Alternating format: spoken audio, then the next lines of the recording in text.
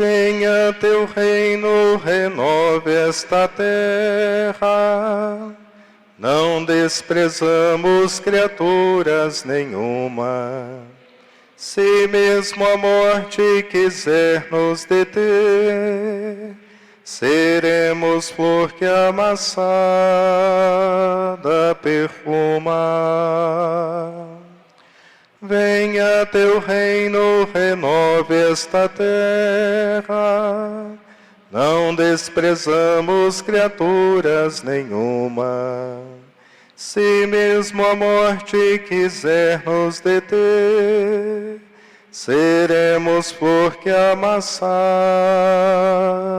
perfuma.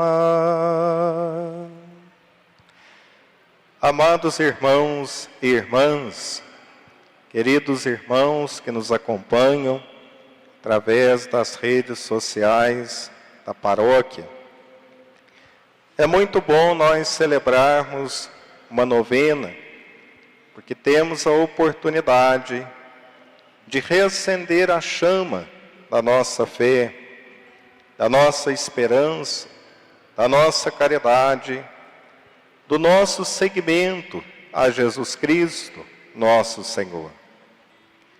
Celebrar uma novena é muito bom para que nós possamos nos entusiasmar com Cristo, permitir que a sua palavra possa nos formar, a fim de que nós sejamos verdadeiramente discípulos, fiéis de Jesus. E através do nosso testemunho, nós vamos então atualizando a presença de Deus na nossa vida, mas também na vida dos nossos irmãos e irmãs. O tema hoje, irmãos e irmãs, desta liturgia da palavra, nos convida à fé e à perseverança. A fé no Evangelho de Marcos, que nós estamos meditando, já no finalzinho desse ano litúrgico, nós aprendemos que significa adesão ao projeto de Jesus.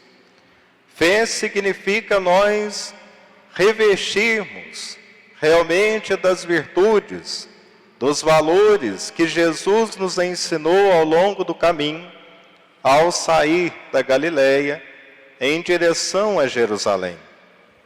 Significa nós realmente termos nos abrido o coração, a alma, para sonharmos o sonho de Deus.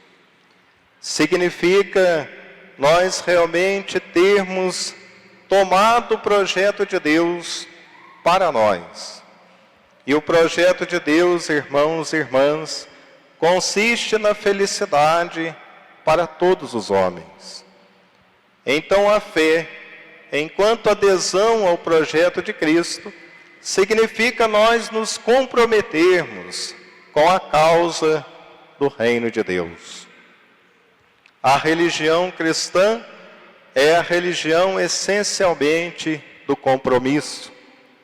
Não tem como ser cristão se eu não me comprometo com a palavra de Jesus, se eu não me comprometo com as opções de Jesus, se eu não me comprometo com as decisões de Jesus, se eu não me comprometo com a realização do reino de Deus. Não tem como ser cristão se eu não visto a camisa do projeto redentor do Senhor. Então, irmãos e irmãs, uma novena é sobretudo esta oportunidade para que nós possamos reacender a chama do compromisso fiel a Jesus. Nesse tempo difícil pelo qual nós estamos passando, de pandemia, na minha paróquia, no início da pandemia, algumas pessoas impossibilitadas de ir à igreja acompanhavam piedosamente a Santa Missa através do Facebook, das redes sociais. E certa feita, uma senhora me disse: padre, eu tenho participado ativamente da missa, tenho rezado, tenho cantado, fico de pé nos momentos que a liturgia me pede. Depois, padre, eu também sento nos momentos apropriados. Eu disse: que bom. Cultiva, portanto, entre família essa espiritualidade. Reze de fato e permita que na igreja doméstica Cristo se manifeste. O tempo foi passando, nós achávamos que a pandemia ia durar um mês. A pandemia foi se estendendo. Depois de 4 meses, esta mesma senhora me disse: padre, agora eu já não estou tendo mais aquela disposição. Agora eu estou participando da Santa Missa através das redes sociais, sentado. Eu dizia: mas está bom, pelo menos você está participando da Santa Missa. No final daquele primeiro ano, ela me disse: padre, agora eu não estou nem em pé, nem sentado. Agora eu estou deitada. É pecado? Em outras palavras, irmãos e irmãs, se nós não nos comprometemos com o projeto do Senhor, a nossa adesão, de fato, a essa realização da felicidade para todos os homens, vai esmorecendo dentro de nós. Infelizmente, hoje, depois da pandemia, ainda existem muitos cristãos deitados. E eles precisam se levantar. Então, vocês estão tendo um tempo aqui muito especial. Um tempo de graça, um tempo de bênção.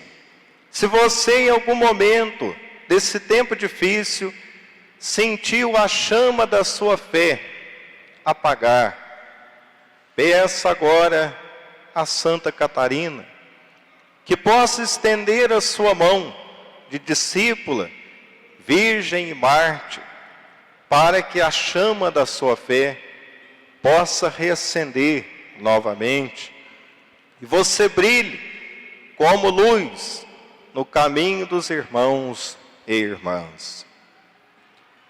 A primeira leitura que nós ouvimos, no segundo livro dos Macabeus, o povo também naquela época passou por um grande sofrimento. Quem reinava era Antíoco. Antíoco foi um rei terrível. Submeteu, portanto, o povo à escravidão. Uma escravidão ideológica também, porque ele quis incutir às religiões pagãs, aos deuses pagãos, aos ídolos fabricados por mãos humanas, que seduzem e enganam o povo de Deus. E o povo de Deus, sobretudo através da família macabaica, resistiu à pressão e permaneceu fiel ao Deus libertador, Javé. E aí então nós contemplamos esta cena. O rei Antíoco, querendo impor, portanto, os cultos pagãos, manda chamar a família dos Macabeus. E agora começa a assassinar cada um dos filhos desta família, porque eles resistem comer carne de porco e, portanto, transgredir a lei de Israel. E aí, irmãos e irmãs, Antíoco vai assassinando um por um, até chegar no mais novo. E Antíoco, então, promete riquezas, promete tesouros, bens materiais e títulos, se ele de fato comer a carne de porco.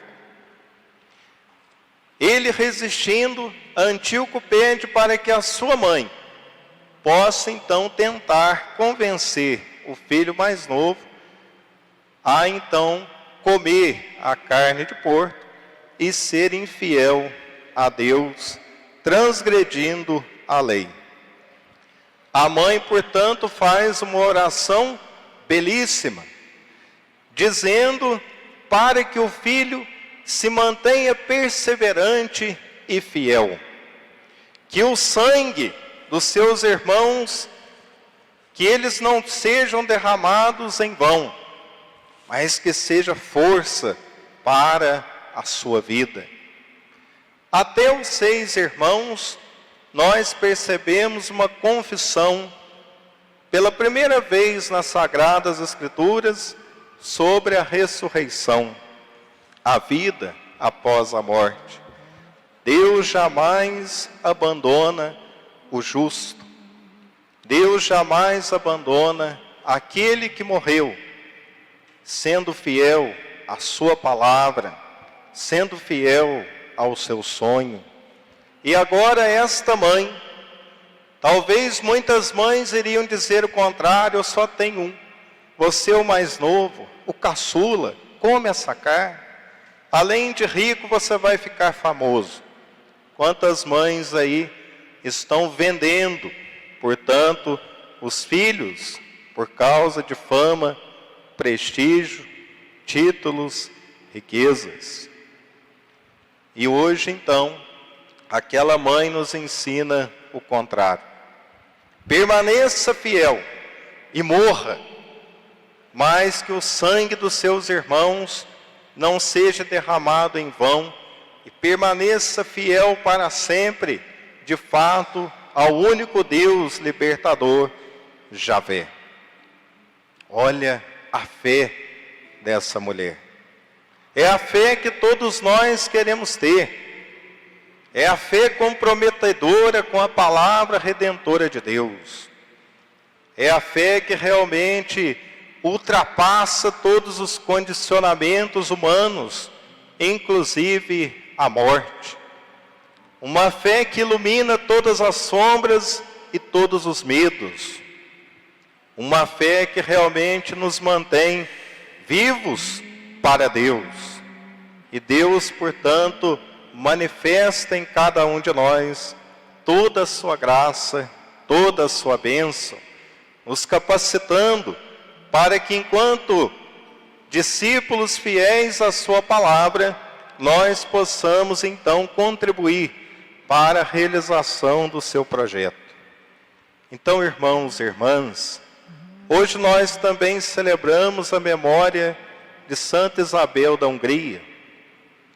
Unamos então a nossa voz em prece a ela que intercede por cada um de nós, para que nós possamos abrir o nosso coração, para que essa fé de fato possa nos fazer iluminar a vida de irmãos e irmãs que hoje infelizmente estão deitados, prostrados no caminho, sem esperança, sem um sentido para a vida, sem a possibilidade de sonhar um mundo novo. Irmãos e irmãs que não têm um sonho para si, e muito menos uma utopia para o mundo. Hoje também, pela intercessão da padroeira desta paróquia, Santa Catarina de Alexandria, Virgem e Marte, que o sangue desta mulher se una agora também ao sangue de muitas mães, de muitas mulheres responsáveis, comprometedoras com a igreja, com o reino, para que o sangue desta Virgem Marte não seja derramado em vão, mas seja realmente sustento, força, para que nós possamos caminhar, sonhando, portanto, um mundo novo, como nos deseja o próprio Deus.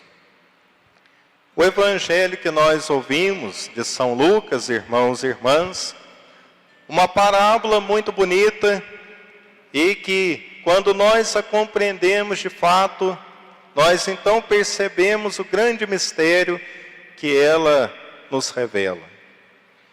Primeiro, alguns pormenores desta parábola. Quem é o rei que sai para uma terra longínqua e que, portanto, demora um tempo para regressar à terra natal e deixa na responsabilidade de 3 empregados o seu capital, a sua riqueza. Esse rei na parábola, irmãos e irmãs, é Jesus Cristo. Esse tempo de viagem é o tempo da igreja. Os empregados, os 3, são os discípulos, somos nós. Os talentos, o dinheiro, as moedas no Evangelho de Lucas, que portanto o patrão, o rei, sendo Jesus, deixa, são as maiores riquezas da vida de Jesus que ele quis condividir com cada um de nós. A primeira grande riqueza, irmãos e irmãs, é o Evangelho, é a palavra de Deus. A diocese teve um insight magnífico, quando no tempo de pandemia, permitiu que as famílias redescobrissem o valor da palavra de Deus em casa, vivendo o projeto Viver a Palavra. Quantas famílias, inclusive lá da minha paróquia, que dão um bom testemunho e vão ao longo do caminho percebendo a força da palavra de Deus, santificadora e redentora nas suas vidas. Não deixa passar despercebido esta riqueza inenarrável que, portanto, Jesus nos deixou, a sua palavra. Mas vai permitindo que essa palavra projete luz e ilumine a vida familiar. Mas, infelizmente, quantos ainda não se comprometeram e estão perdendo, portanto, esta riqueza que Jesus colocou na mão e no coração de cada um deles. Alguns dizem, não tenho tempo, padre. Meu filho, eu chamo, ele não faz. Ele não se compromete. Meu filho não me obedece. Aqui em casa, ele é um leão. Na rua, ele é um cordeiro. Eu estou cansada, padre. Quantas mães, infelizmente, relatam para nós essa triste notícia. O meu marido nunca se compromete. O meu marido muitas vezes prefere trocar a Eucaristia por um copo de pinga no bar.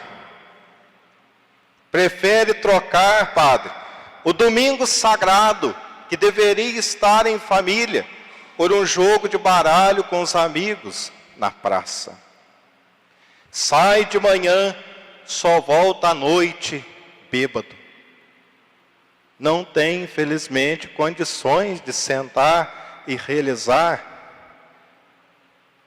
esse encontro e realmente permitir que a palavra de Deus fale ao nosso coração. São os cristãos que estão deitados pós-pandemia, e eu convido você, se você estiver passando por esse esmorecimento na fé, é um momento de reentusiasmar, é um momento de reanimar, é um momento de pedir a intercessão dela, é um momento de pedir a graça, esse tesouro precioso da palavra de Deus, que penetra e ilumina. Outro grande tesouro que Jesus, portanto, nos deixou, os 7 sacramentos, alimentados pela força da Eucaristia, no qual nós comungamos o corpo e sangue de Jesus, comungamos as causas de Jesus, o sonho de Jesus, permitimos que Ele se faça dentro de nós.